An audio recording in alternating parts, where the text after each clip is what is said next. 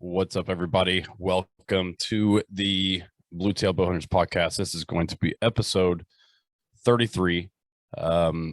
First of all, if you are a returning listener, I appreciate you.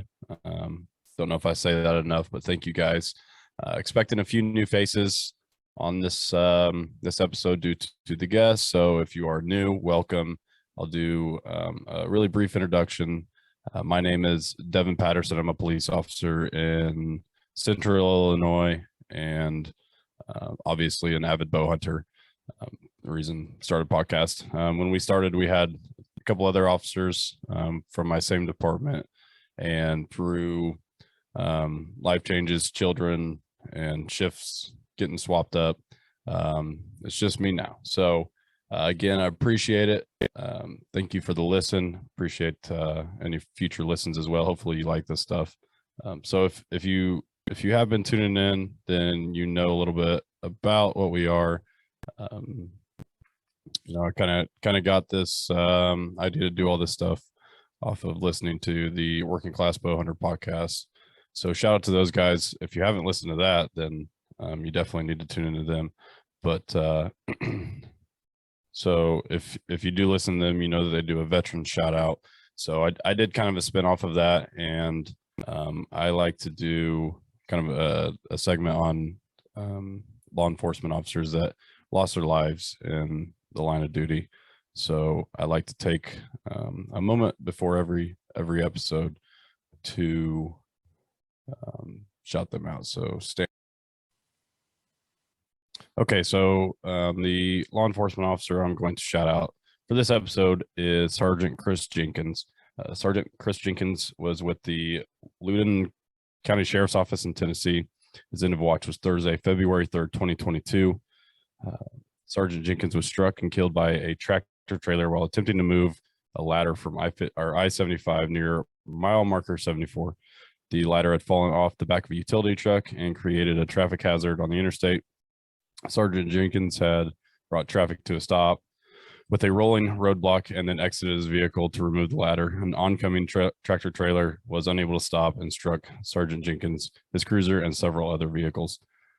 The vehicle that dropped the ladder never stopped. The driver of the truck that struck him was charged with vehicular homicide by intoxication, vehicular homicide by recklessness, 2 counts of reckless endangerment, DUI, simple possession of narcotics, possession of a handgun under the influence, and possession of drug paraphernalia. Sergeant Jenkins was a military veteran and had served with the Loudoun County Sheriff's Office for 20 years. He is survived by his son, already serves as a deputy with the same agency. Sergeant Jenkins was the first cousin of Deputy Sheriff Jason Scott, who was shot and killed in the line of duty on March 12, 2004, while also serving with the Loudoun County Sheriff's Office. He was 53 years old and had 20 years on. So, Sergeant Chris Jenkins, appreciate you. Your life mattered, and rest in peace. So, moving forward to the episode, again, probably going to get a couple new faces. So, appreciate your tuning in, giving me a chance. So, if you enjoy the episode, definitely give us a like. Find us on social medias on Instagram, Facebook. Facebook's a private group because Facebook sucks. If you stick around long enough, or even a couple of minutes, you'll learn that I don't like Facebook very much. But Instagram's pretty open. That's kind of where we do most of. You can rate the episode as well. That obviously helps us. So this episode, super special guest, Clint McCoy. I won't even get into how we came about Clint. That's all going to be covered in the episode. So hope you guys enjoy it. It's something a little different. I like to try to switch it up. You can go to about any podcast group, and tactics are really hammered into your head. So I like to kind of get away from actual tactics sometimes, but with guys like Clint, I think it's a good conversation to just talk about the passion for the sport, the love for the sport, and really get to know these people. So hopefully you guys enjoy it. It's a little bit different, I hope, than any other podcast you heard Clint on. So without further ado, Clint McCoy.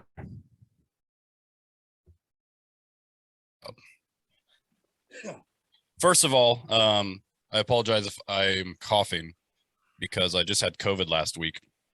and I'm totally over it. But for some reason, I have a random cough that just keeps coming back. So apologize that to you two and the listeners.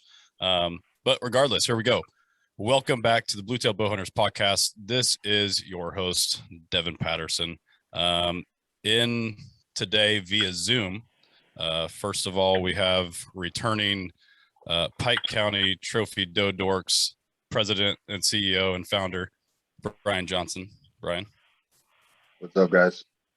Brian likes to just kind of make some special appearances on Zoom every time we do this. Well, when your boys ditch you, you need a co-host. So that is true. I haven't really explained that on the podcast yet, but I'm solo now. We started out 3, lost 1, gained another 1, and then lost the 2 guys I had. So whatever, I'm rolling it by myself. So my next guest is new. He is a special guest. Sorry. This is somebody that over the last couple of years, whenever I got into hunting again, really dove in, I started trying to really take in as much content as I could, probably too much at one time, probably still do that.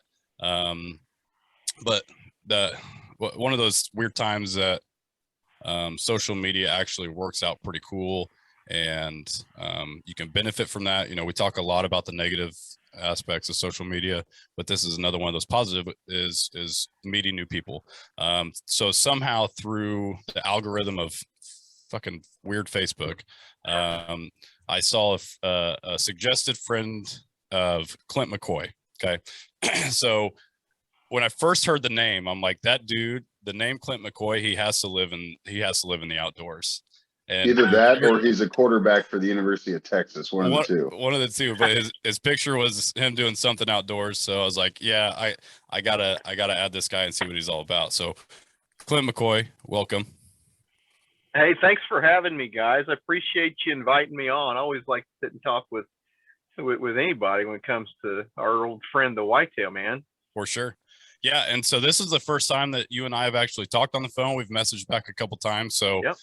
This is the infant stages of what could potentially become a friendship. Hope so, because like I said, as I followed along on your Facebook, specifically and Instagram, one thing that always stuck out to me in your posts is a ton of passion. Like everything you post has a ton of passion with it. So that's something that I keyed in on. And obviously, once I started a podcast, I'm like, I need to get that guy on and talk to him. I appreciate that. Growing up, and I'm not far from you, dude. Like, we're maybe, an hour and 10 or so away. Where exactly here? I live in Palestine, which is Crawford County. We're right on we're stone's throw from the Wabash River right now over toward the Indiana side. So yeah, we're really not far. Not far at all. Sharing the same east central, southeast central Illinois type dirt, man. Yeah, for sure. Mm-hmm. And that was another thing. It's crazy how small the world is, and how somebody so local, could potentially make an impact. You know what I mean? Oh, I don't know about making an impact. I appreciate the kind words though. Like I try to always do a good job of. I like it when somebody reads my stuff and they're like, "Hey, that was." That really related to me, or that made me think about when I was hunting with my dad or something, or just stuff like that's cool. Like, it's not trying to be somebody that you're not, it's For sure. Just somebody that it's just trying to be just regular dudes going out and hunting and chasing, killing big bucks, man. And from the words that you put out, like you can tell that it's authentic. You're not trying to be somebody that you're not. It's legitimately who you are, and that passion is just like I said. I know I keep saying that word, but it's just something that really stuck out to me, and still continues to stick out to me.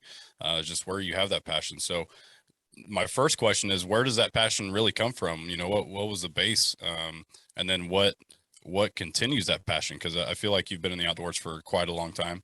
I don't know for sure, but just from reading your posts. But so those two things.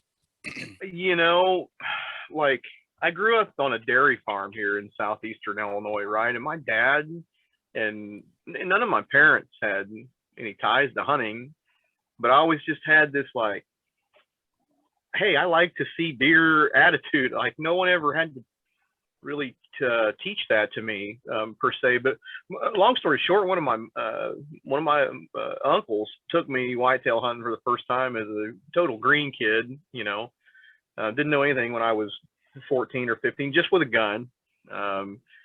And it kind of lit something in me. Like I need to keep doing this. And I'll tell you the exact story that created the, like, I have to go and chase big deer and not other things. I was like maybe 16 years old, and I've been in a couple of deer seasons by now. And when you're 16, you're driving, you got all kinds of other pursuits. But we were fishing and trapping and coon hunting and rabbit hunting and all this stuff, right? And a buddy of mine and I were rabbit hunting, and his dog, we were on a little fence row. He's on one side of the fence row, I'm on the other, and we're both heading north with our dogs. And his dogs run out a buck in front of me that was probably, in the 70s, a monster, tremendous bodied whitetail. And this rabbit dog's on his ass, right? And he runs by me in such a clip that, like, it's so close you can feel the wind come off of him, and you can hear him like grunting with each step, and little bits of mud are flinging off of him. And I'm like, I don't know why I'm rabbit hunting. Right. I have to start doing that from here on out. And that was like the spark, man. I got to get more of this. And then that very next fall was when I picked up bow and started running after him. That's cool. It's crazy how much detail you still remember from something that happened when you were 16. Some of that's like flash frozen in my mind. Like those are the elements that you're like, we have a bunch of them as we matriculate up through our, learning to hunt phases of our lives. But man, those are some of those origin seeds. Like, man, they're crystal clear, man. Yeah, I have a story like that too. When I was 6 years old, my grandpa used to take me down, and I'm close to you too, Clint, and we're not very far. I'm over toward I'm about 40 minutes west of Mattoon. Oh yeah. So my grandpa used to take me a spot down here, and I was 6 years old when he started me deer hunting, going with him. And I remember he built this tower blind out of plywood and then drilled holes in the bottom of it so I could lay on the ground if I got cold and still look out. And I look out the hole, and I yanked on his pants, and I said, "Hey, there's a horse over there.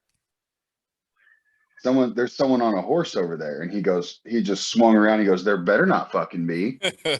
and then he goes, "That's a deer." And I was just blown away as a 6-year-old about how big deer were and how cool that was, that we were hunting deer. And like, I just thought that thing was just the coolest animal in the world. And I was 6 years old. And then I was hooked ever since as like I said, a 6-year-old kid sitting in a blind with my grandpa. Isn't that cool though, how you can remember like every tiny little bitty detail of that? Every single detail. I remember where we were. I remember the book that I brought to read. I remember the jacket I was wearing. Everything. That's the good stuff, man. That's the stuff we forget about when we're putting tape measures on them and stuff, For sure. Right. And the buck I shot this year, I was right probably 100 yards from where I first went deer hunting. Beautiful. It's just so cool, like, to hear those stories, like, because I didn't have that growing up. I hunted a little bit in high school. You couldn't really consider it much of hunting, but I also have wrestled my whole life. I wrestled all the way through college. So, wrestling season, which is something I still battle with because I still coach, but that's right in the heart of deer season. So I was never able growing up to really commit to it, but I really loved doing it. So then I went through college, I gave it up. I sold my bow, but I kept all my accessories knowing that one day I'd get back into it. And I still wanted to have those accessories. So, and I was a broke college kid that needed beer money. So I sold the bow. And so then I got out and started at the police department here and had a ton of time off one year and decided to get back into it. And it was just like through the whole kitchen sink because I was just so in love with it. But like, I don't have a lot of those growing up memories. So it's cool to hear like guys still remembering such detail about what happened so many years ago. on that note, though, Devin, like you've got to have a reason though that triggers you to come back, right? I had a good friend that also works at the police department. He's a deer hunter as well. He was actually one of the hosts here before life just it is what it is, and he didn't have the time for it. But we kind of talked about it because he would hunt, so he'd ask me about it. I'd be like, yeah, I did that back in the day and I loved it. But I said, there's no way I'm going to spend that kind of money to go sit in a tree and be cold again. I'm like, I'm not going to do it. And then, I literally loved working so much as a police officer, especially in my first year, that I didn't take any time off. So it got towards the end of the year and guys were like, hey, you have all these hours that you can take off because we get holiday time and all kinds of other stuff. So we do get a good amount of time off. So they're like, you're going to lose all of that if you don't. So I just started taking time off. So I worked like literally, I don't even remember what it was, but maybe 4 or 5 days from October to February. Like, it was crazy. So I was like, what else am I going to do? So like the day before hunting season, I went and bought a used bow and I went and sat one day and I loved it. It like ready to throw the kitchen sink at it in one way, but the more I did it and then the more I also worked, I mean, people talk about police work and it's not really ever gotten to me too much, but there are a lot of times where it does get a little stressful. So it seemed like especially 2020 was pretty rough. There's a couple things that happened that it was like I was finding every reason I could to get out. So that a lot of those, I mean, I've only been doing it for a few years now, but I remember almost every sit I go, and I go a lot. So Yeah, on that note, kid, like one of the things that really drives me, like, as I'm a veterinarian by trade, and I understand that it looks weird that like a guy that patches up animals all the time is out chasing them down. But this hunting thing has always been about just strictly my recreation. Like, I have a career.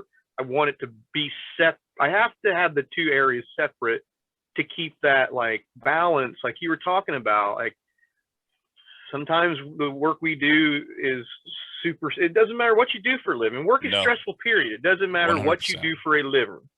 And it's good for a man to totally shut the door on that for a couple, 3 weeks out of the year if you can, a couple, 3 days out of the year if you can, and just leave it behind at the doorstep of work and get out and get some, like, recreation means literally recreate yourself.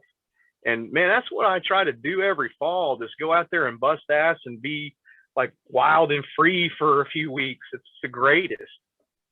For sure. I love the way you put that. The recreating. That's pretty cool. Yeah. Never heard it. When I was never broke down like that. When I was in high school, I had double knee surgery my freshman year. So I didn't play football that year. So I had all this free time. So my grandpa for my birthday that year bought me a bow, and that's how I got started bow hunting, is because I had a whole season off of sports. So I was crutching through the woods with a bow because I didn't have nothing else to do. So that's when archery started for me when I was 15, and I'm 30 now. So it's just been a slippery, expensive slope ever since. That's no shit. And that crutching through the woods is no joke, dude. Like, my stepson Troy, he fullback, tore his knees all to pieces right before season, had to have surgery, and he's out during youth season a couple 3 years ago. Like, we was crutching to the blind and waterway grass up to your knees. It was a mess, man. He was cussing me up one side and down the other. I'm like, we've got to go. And I needed him to do that, I think, more so because it was just to get his mind off of not being able to play and give him something else to do that's a challenge. It was a really cool time then. It was tough, but we can relate, man. Yeah, when I was in school, I had two little sisters, and that was the only two guys in my family are my grandpa and me. The rest I have all aunts, all female cousins, like first cousins, all everything. And so it's just me and my grandpa, and that was our thing. So he would take me out of school, whether my mom said it was okay or not.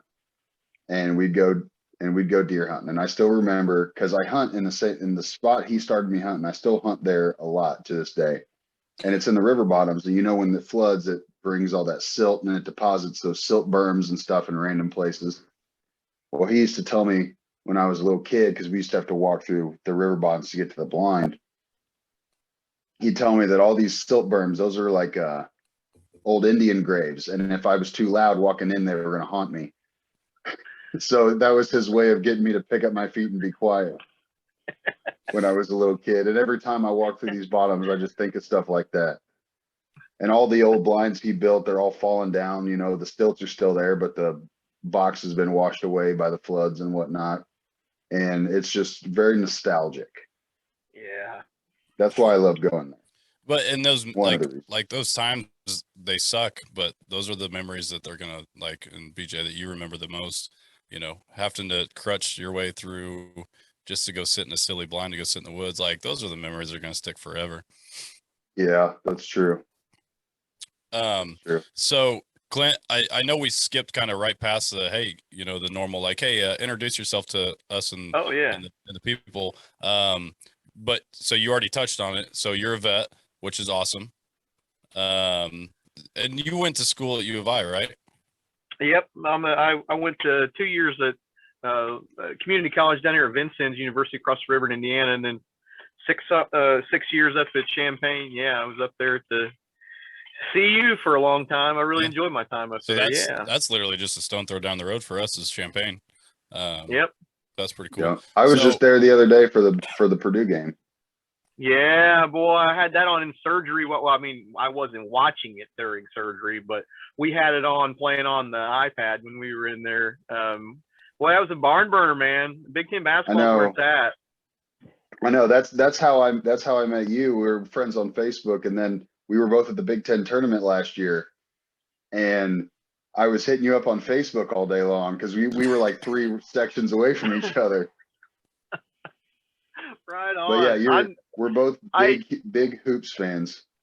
I love Big Ten basketball. I just got done teach. I teach part-time at VU now, and just as an adjunct professor, and I teach animal science and animal nutrition down there. And I was telling those kids that are getting ready to go to Purdue that I feel sorry for them, and they should take in Big Ten basketball and watch the Illini whip some ass when they get up there in the big school. I don't share this with y'all. I'm not a sports buff. I'm just sick and tired of Zach Edey getting every call under the planet. His Yao Ming looking ass. He's a monster though. He can game. I know. Yeah, I'm just mad that everyone fouled out in that game. It was just a pain in my ass. It was hard to watch in person once you got to double. Oh yeah. Down with my wife's a Boiler, and I can say it with pride. Down with the Boilers. Mm-hmm. Purdue. Yeah, that's right. I'm talking about your stupid ass basketball. Sure, yeah. All right, we're done. I'm a wrestler, so we're like, no. Well, I'm a wrestler too. Calm down. You ain't wrestled me yet, dog. You big ogre ass. You can't handle the truth. So that's something that like also I kind of picked out, like, and you mentioned it. You fix animals for a living, but then you go out and you try to kill animals. So like honestly, you're like the perfect example of for the hunting community, because like, I know no anti-hunters are going to listen to this podcast, but if they were, their ideas that we're just out to kill animals because we're murderers. And it's like, you're the complete opposite, where like you do it because you're passionate about it and X amount of reasons, but then there's not too many people that probably love animals more than you do. Yeah, I can see if we're talking to any like non-hunter that's out there. Now, we're not talking to antis here, but if you're just strictly an on the fence non-hunter, like none of us go out there and just are filled with bloodlust for dominance, right? None of us do that. They're too hard to kill to do that. There's easier animals. Yeah. And case in point, classic example. last Thursday morning, right off the jump, got the day off, half day. I got to go get some trail camera batteries and some SD cards. And it's just cracking opening bell at Walmart up here. I go in and grab a whole bunch of this stuff, like an absurd amount. And the gal behind the counter says, what do you need with all these? And I just told her I'm a whitetail hunter and I'm, need them for my trail cameras. And she said, hunting's offensive. Pump the brakes. Let's have a discussion. Here we go. Tell me why it's offensive to you. And I wasn't defensive about it. I said, well, let's have a discussion, right? And she looks down at the bag and all this technology gear that I'm buying, and outwardly it looks like it's so easy, right? Sure. I said, that's a fair assessment at face value, and it is to the non-hunter. But I said, you know what I'm getting ready to do with these? It's a -7 wind chill right now. I'm going to go put in about 4 hours worth of work outside in -7 wind chill on the back of a damn e-bike, freezing my ass off, crowding big buck structure and bedding cover and food sources and doing the work. So we have to portray ourselves in the right light, in the right situation. I'm not saying we need to hide who we are, but in her case, she looks at it at face value because that's all she sees on social media are those great big buck pics, right? Yep, that's all anyone ever sees. Big That's grins. the cool shit. Yeah. Yeah, everybody's doing heroes and monster bucks they've killed on trail camera, right? I do too. We all do. But that's all the stuff that people see, and they're like, well, too easy. It's not as easy as what it looks like. So that's why I really want, that's what I want to get across. And like my message is I care about wildlife, but I'm a hunter and we can be both. Yes. We can do both. You and I both have a biology background. I used to work for the Wisconsin DNR before I moved back to Illinois. I worked there for a brief time, and that's what I studied in college was biology and ecology. So I have a familiarity with, nature, we'll say. And all it did was, I think, make me appreciate it more. It didn't make me backtrack on it at all. But then I had a lot of classmates that thought hunting was offensive. They took that stance on it. So it was always a healthy debate we had and amongst the class, because it was a very diverse group of peers that I had and professors too. So it was almost one end of the spectrum or the other. Right. And it's interesting that like that female that you talked about, Clint, that you just talked to at Walmart, like that she was even willing to listen to your side, because that's not very normal. Because like I feel like social media, I know we talked about the good at the beginning of this podcast, but the bad part is that like nobody gets on Facebook and argues for the sake of trying to read and understand the rebuttal. They don't care. They just want to give their message, and they don't give a fuck what anybody else says and rebuts. Whereas like a normal conversation you would have, like, hey, I don't agree with what you do, whatever it is. So tell me, like, justify it to me. And that's me saying, I want to understand. I want to put myself in your shoes. I want to understand your way of thinking in your life. Like, help me do that. Social media, you just don't have that. Like, nobody cares what you have to say. They just want to put what they have to say out there, and that's it. Yeah, in print or in type, it's not dynamic. Sure. It's just one-sided, and it looks like an agenda push all the time. But when we're face-to-face and we're speaking and debating, like, then we can take each other seriously and, not have to, not have to throw the term keyboard warrior out there. Sure. Like it gives a face to the person in front of you. But if we take the opposite approach, and I was kind of like this when I was in vet school, like I was that redneck kid that I was like, you know what, fuck you guys, I'm going to go deer hunting whether you like it or not, fool. Like, I don't know why I was that way, because I was 22, 25 years old then and stupid. Right. I didn't appreciate other people's stance on hunting or their view on it, and I didn't consider myself as a representative of the sport then. Now I do, and I want to kind of paint it in a light that is suitable for, just normal people. You don't have to hide who we are and clean things up and sterilize it, but we also don't have to shove it up people's asses all the time too. You know what I mean? For sure. Yeah. And that's why I think like the way you go about it on social media, why it really stuck out to me is because of that. Exactly. You're not, you put a lot of content out, but it's not you throwing it out in people's faces. It's very intelligent. You're an intelligent dude. You can tell just by the way you present yourself. But the passion is there, but it's a very positive influence, if you will, for the hunting community, I think. So I thank you for that. I really appreciate that. That means a lot. I know it sounds like BS, but I mean, at the end of the day, what else, that matters. At the end of the day, to me, that matters. Well, and it's not all that often. I was going to say, it's not all that often you get someone arguing on our behalf that's articulate. Sure. You know what I Bunch mean? of rednecks. Willing We to got go a out there smart and redneck, boys. Yeah. No, seriously. Yeah, I'm just the loudest people are the dumbest. How many times have we seen that on the internet? The people that are the loudest are the most ignorant, and it's not often that you get someone that as articulate as you or whoever that actually makes good points and can actually have a conversation with somebody. And I appreciate that, but also I think like what I do for a living as a vet, you have to be pretty articulate and such, but you don't have to beat people over the head with it. You know what I mean? Like, I think sometimes in our profession, we as veterinarians tend to take ourselves way too seriously. Like the world owes us something because we've got letters behind our name and shit like that, which is not the case. You can be articulate, but not have to shove it. You don't have to force it on people. It's just be normal. Just right. Be normal. That's hard for people to do these days.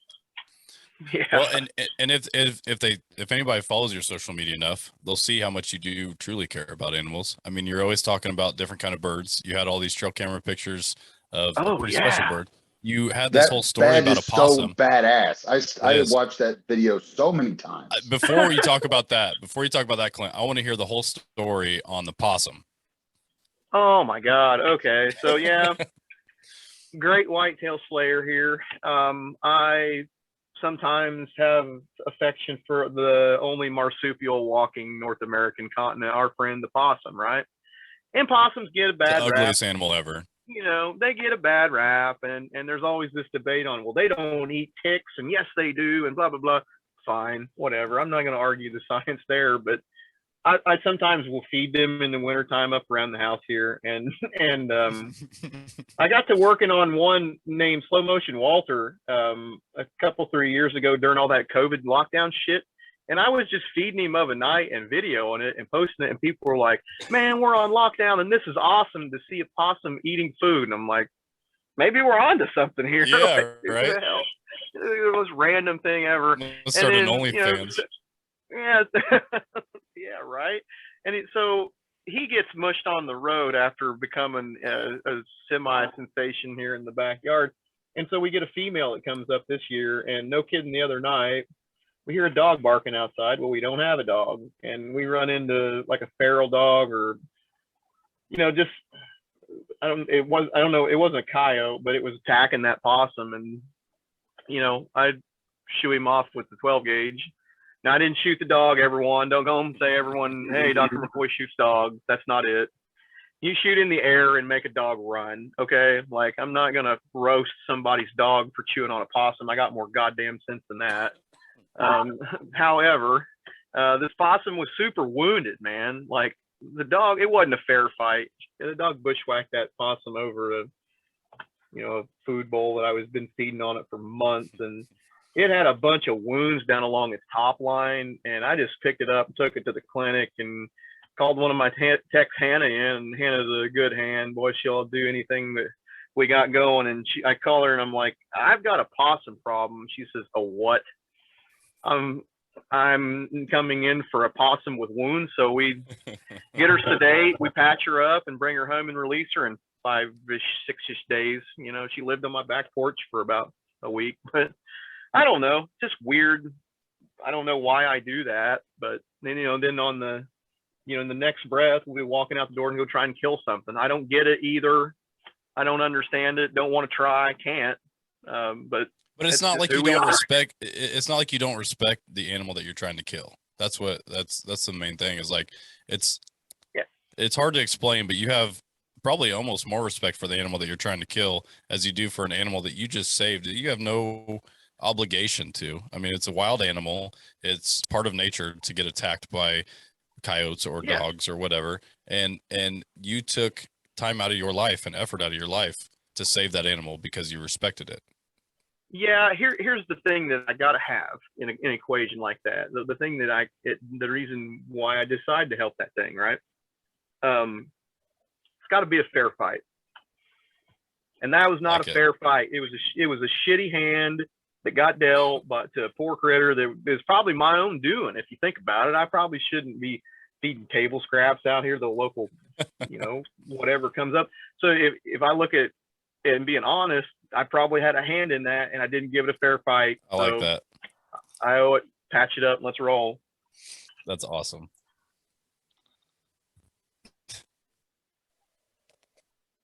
Sorry, drinking some whiskey here after a nice day at work.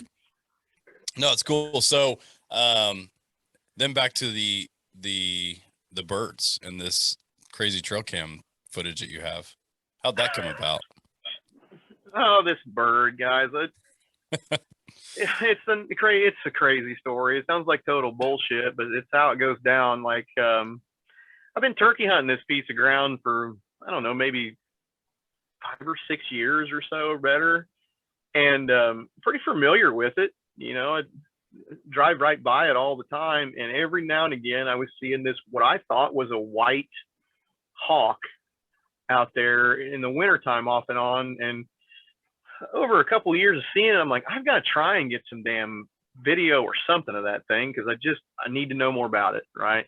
And I've got a tripod and a spotting scope, and this one of these phone scope deals for your phone. And I've tried like hell to get some phone scope video of it, but the way I have to access it when I see it in the trees, I have to come in from the top, and it just sees me every damn time because it's a hawk. It's going to fly away. Right. And I just can't seem to get an image of it. Well, I saw it bouncing around on the ground the other day, and like, I'm thinking there's a deer carcass over there or something. And I could see it from a long distance. But I tried the whole phone scope gimmick again, and it flew off. Like, I'm going to go over there and find out what the hell that thing was eating. And I was hoping there'd be a big deer carcass there. I've done that before with other raptors. And there was a dead rabbit that thing had captured that morning, and it was just starting to pick some of the hair off on it. So I ran back to the house and got a trail camera and a tripod and set it up on video mode.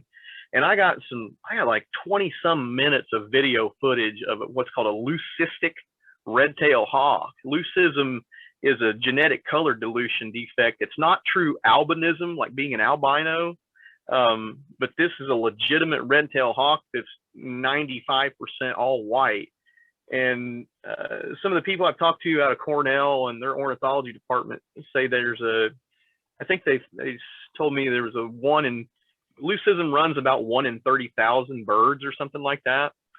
And it was one of the craziest things, but it gave me some footage there, and just doing weird bullshit stuff with trail cameras, and got something pretty cool. That's awesome.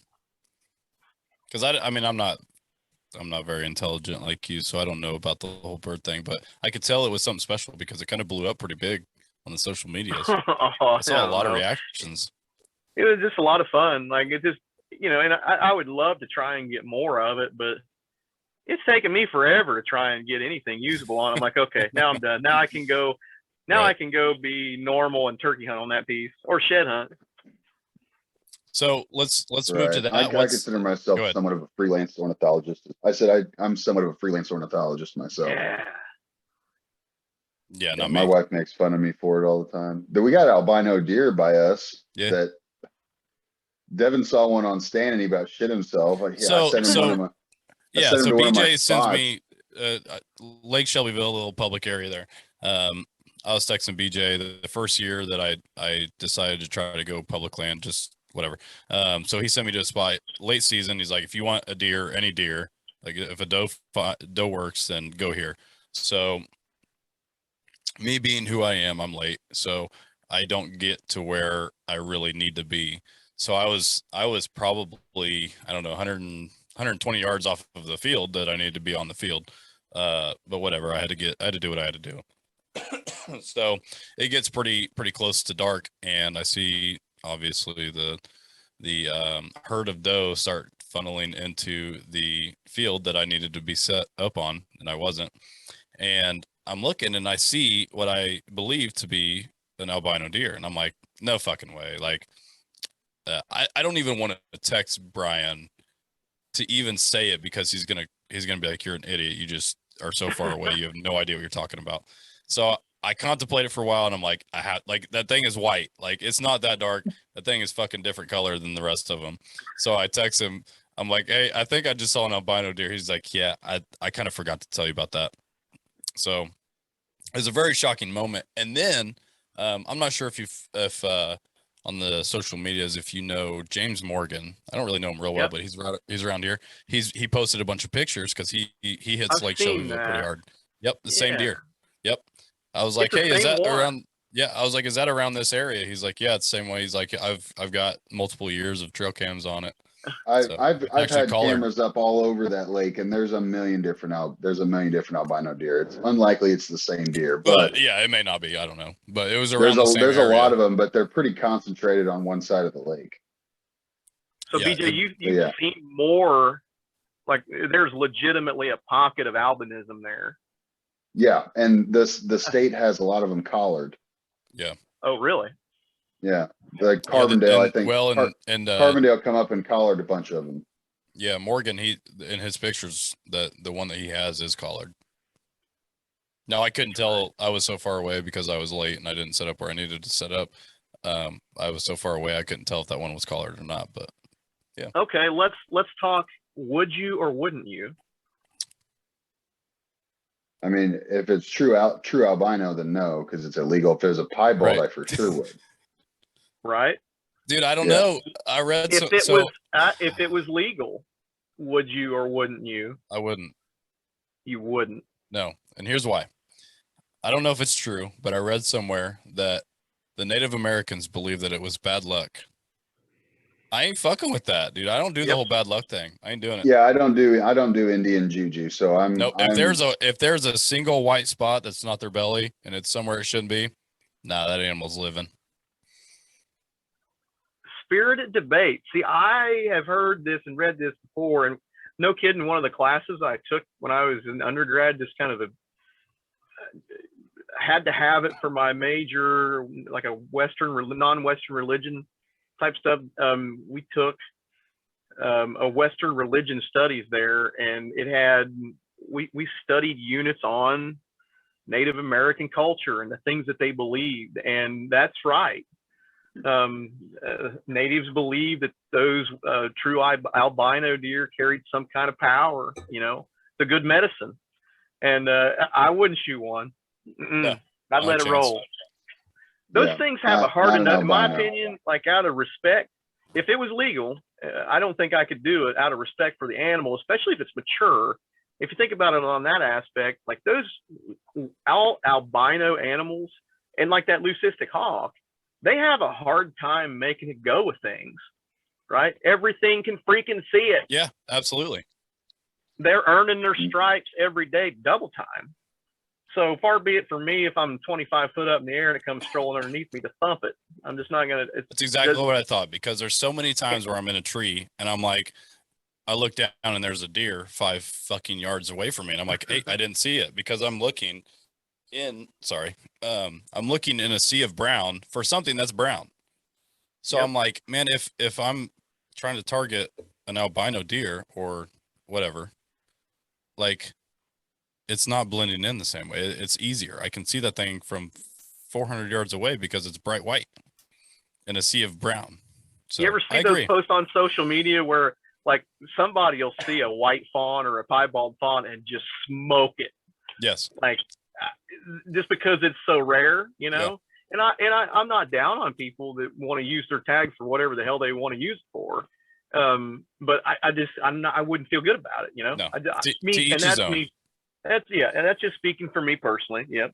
To each his own, but I'm not bringing that bad Native American juju No. in my house or my Gotta life. have the I'm good. not doing it. Gotta have the good. Gotta have that good medicine. Yeah, absolutely. I'm glad that something that I read on social media was true. Well, I don't know that to be true, but it is certainly a theory. You are like one of the most intelligent deer hunters I've ever heard or ever talked to, and you confirmed it, so it's true. All right, put it on the books. Perfect. So, I kind of wanted this podcast to be a little different. You can go on anywhere and hear, strategy or buck stories. I know you killed a pretty cool buck this year, wild side. But I've already heard podcasts with you talking about that. So I'm not big on strategy a lot of times, especially with this being kind of the infant stages of, us even knowing each other. I wanted to get to know you more before we move to that.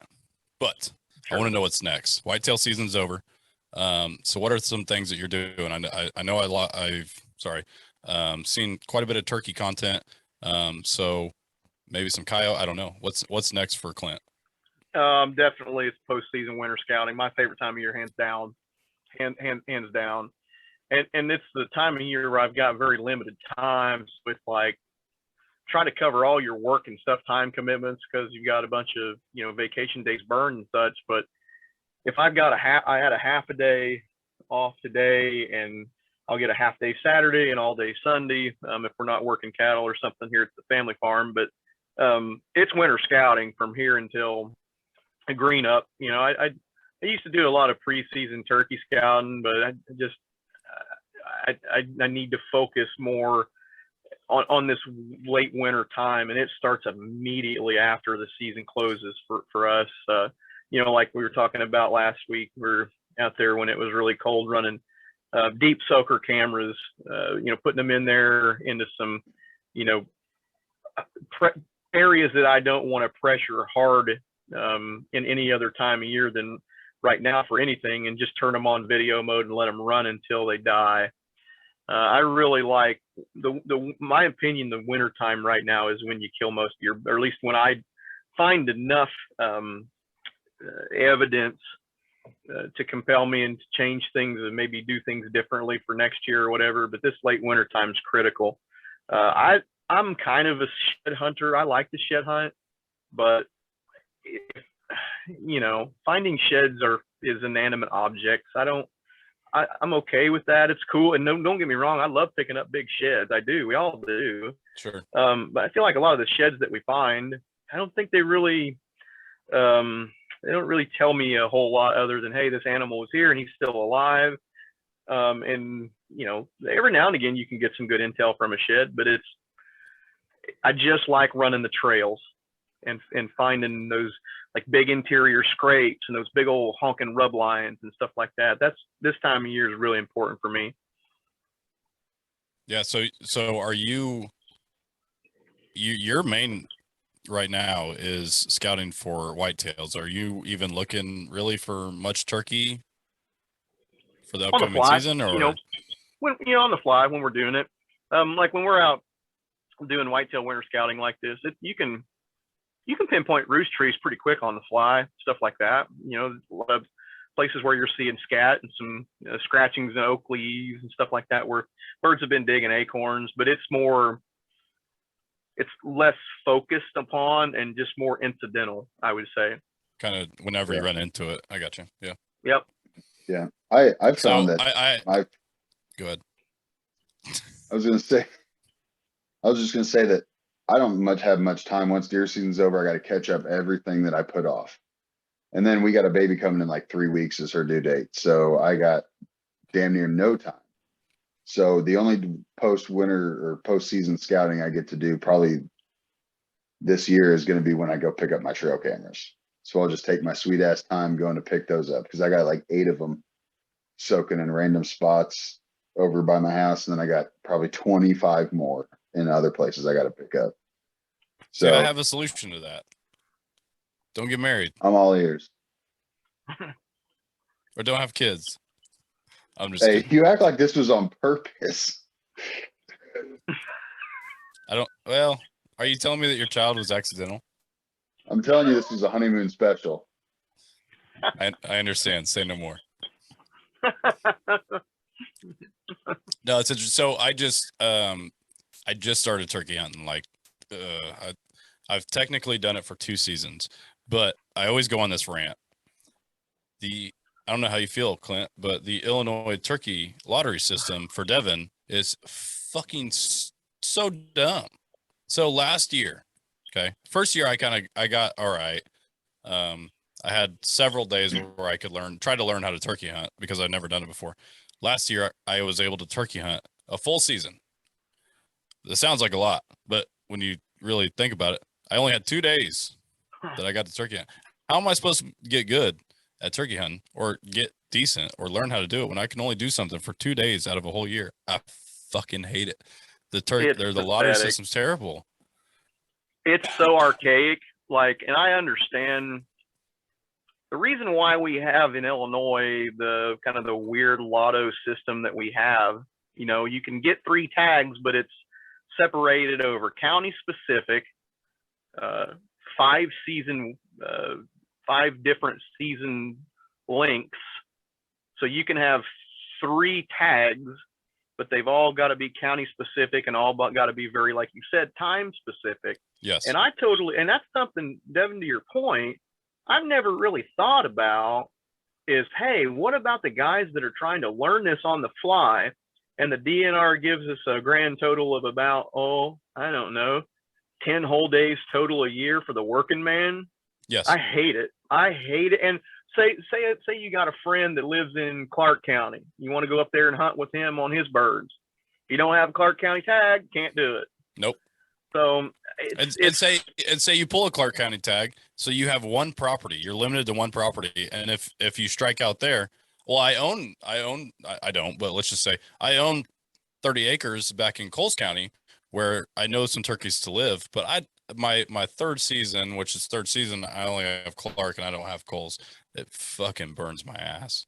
It does me too. It's pathetic. And I understand why the state used to do that. So I grew up in a time where there was no turkeys, none. Sure.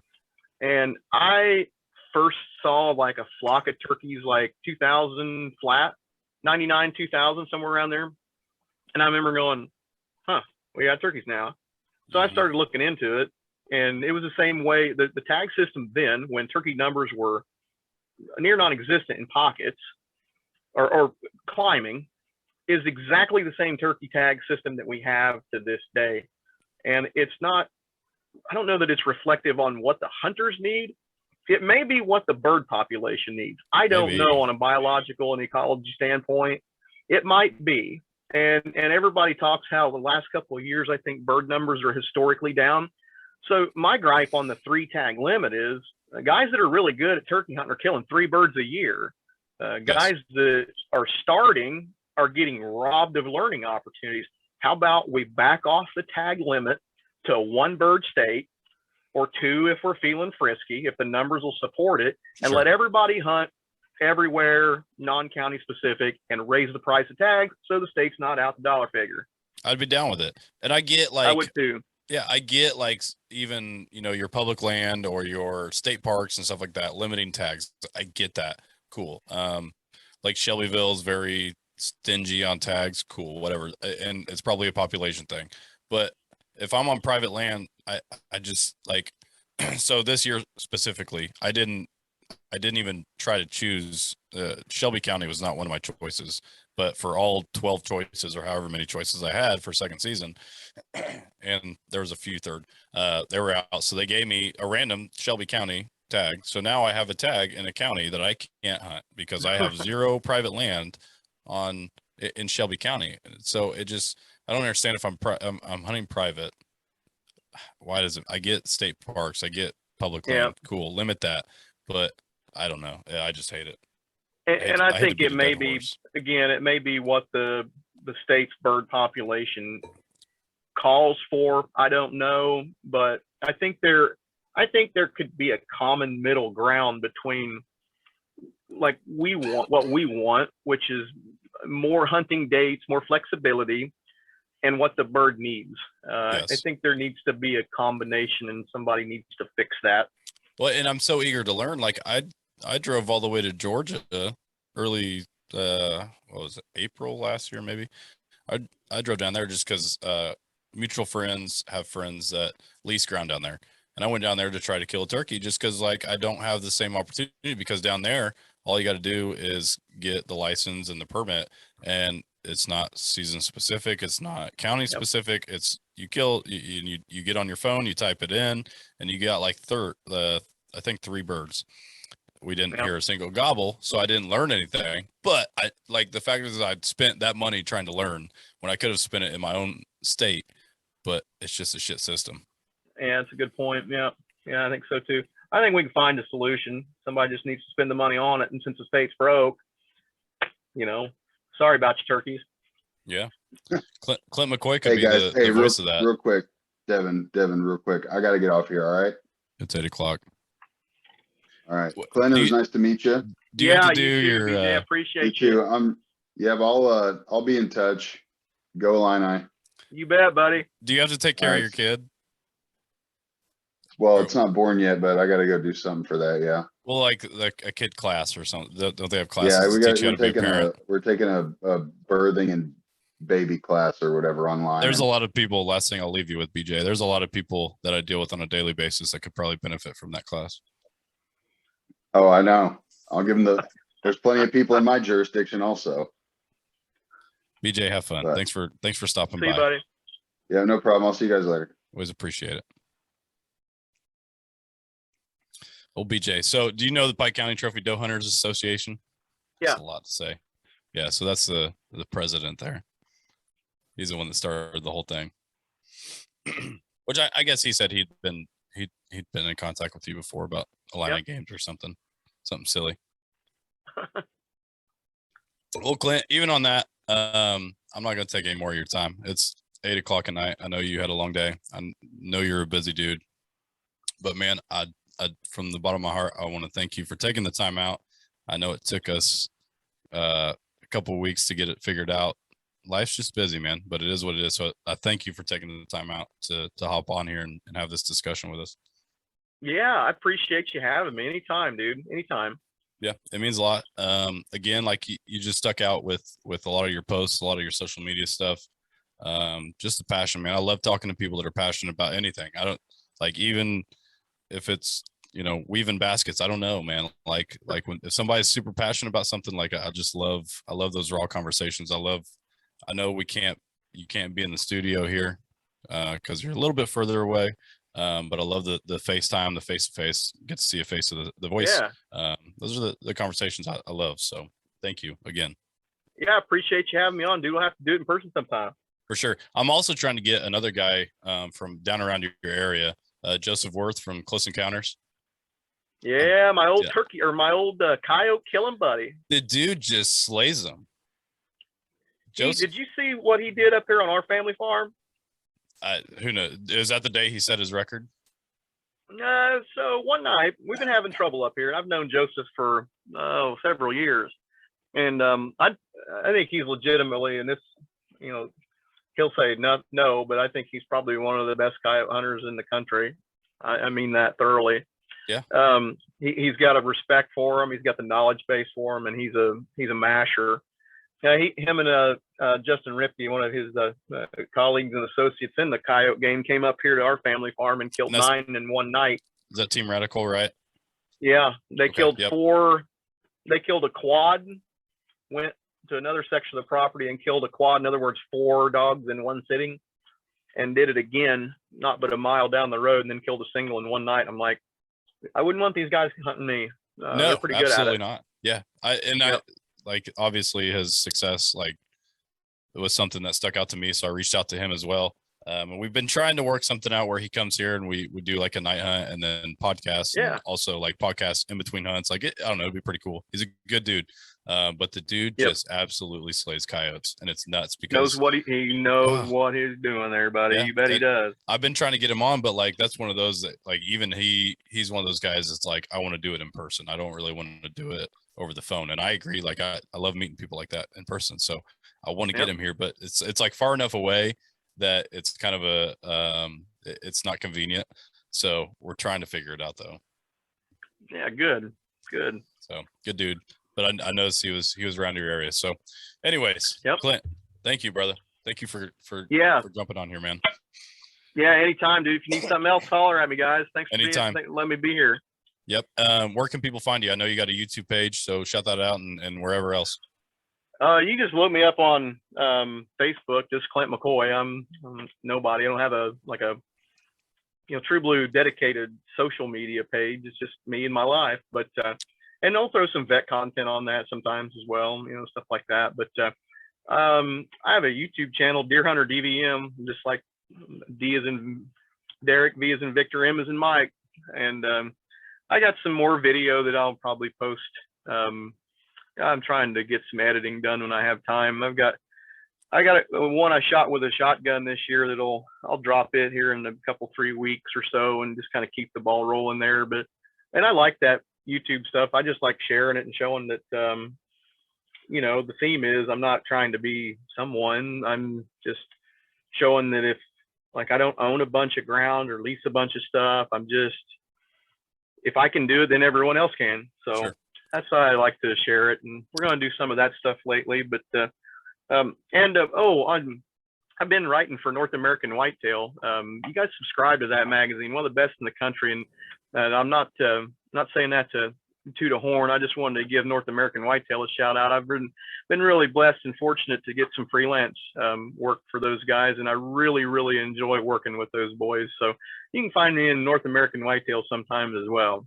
That's cool. Yeah, I've not subscribed to that, but I definitely need to, especially if guys like you are writing articles. You don't need to read my rag. Not now. I got the personal line. I can just ask him myself. Pick up the phone, dude, anytime, man. Clint, thank you again. I know I've said it 12 times already, but thank you for jumping on. Hopefully this is the beginning stages of a pretty cool friendship. So I'm sure we'll have you on. You bet. On in the future. So appreciate you, and man, have a good night. Yeah, you guys too. Thanks a lot. Appreciate you. Thank you. Have a good one.